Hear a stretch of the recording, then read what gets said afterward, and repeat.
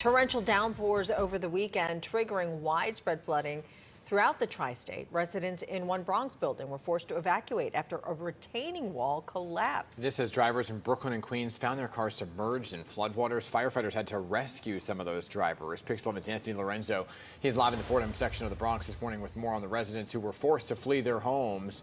We heard from the Bronx Borough President a short time ago of when they'll be allowed back, Anthony.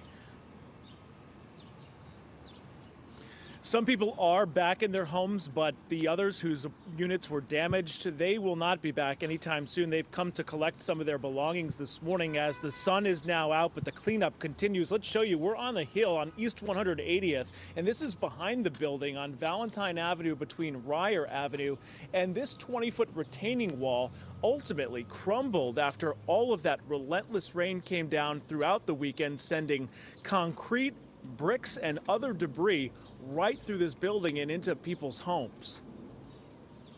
As the tri-state region dries out from a weekend of relentless rain, an entire 6-story apartment building in the Bronx remains evacuated this morning.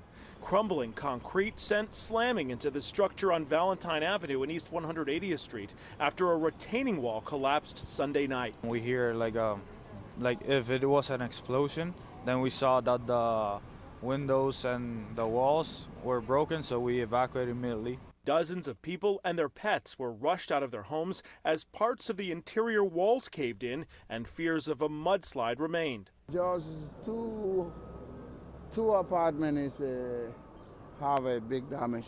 The city sending out emergency alerts to other residents, warning for them to move to higher ground as the deluge continued for a second straight day.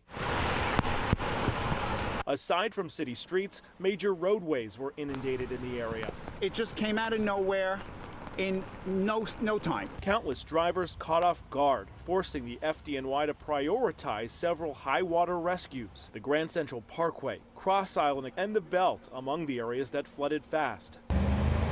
While the Long Island Expressway had to be shut down in both directions for a time in Fresh Meadows. Some drivers complaining they were left feeling helpless on the highway. Nobody could help us. We had to crawl out our car window, and they wouldn't help us. They said, "You're on your own." Called 911. We called 911 for an hour.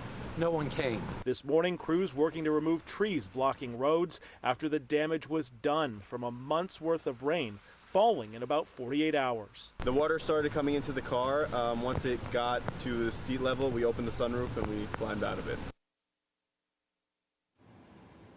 So here in the Bronx, the FDNY is still on the scene, making sure that nothing collapses any further. The good news is the mayor came here overnight to check things out for himself. We are told there were no major or serious injuries to anyone here or across the city.